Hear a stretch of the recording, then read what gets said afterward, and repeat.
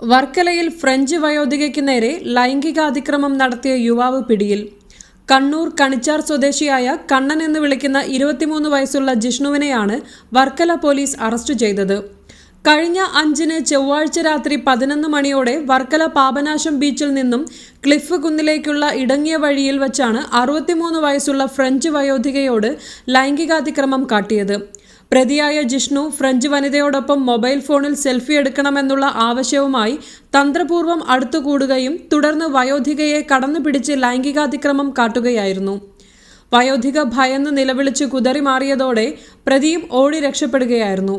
തുടർന്ന് വിദേശ വനിത വർക്കല പോലീസിൽ നൽകിയ പരാതിയുടെ അടിസ്ഥാനത്തിൽ പോലീസ് അന്വേഷണം ആരംഭിച്ചു. നിരീക്ഷണ ക്യാമറകളുടെ സഹായത്തോടെ പ്രതി ഏതോ സ്ഥാപനത്തിലെ ജീവനക്കാരനാണെന്ന് പോലീസ് തിരിച്ചറിഞ്ഞു.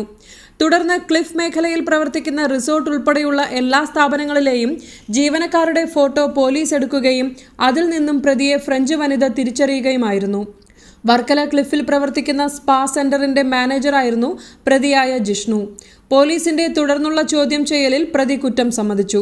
വർക്കല പോലീസിന്റെ സമർത്ഥമായ അന്വേഷണ പാടവത്തെ ഫ്രഞ്ച് വനിത പ്രശംസിച്ചു. അറസ്റ്റ് ചെയ്ത പ്രതിയെ ആറ്റിങ്ങൽ കോടതിയിൽ ഹാജരാക്കി റിമാൻഡും ചെയ്തു. Beacon news, Varkala.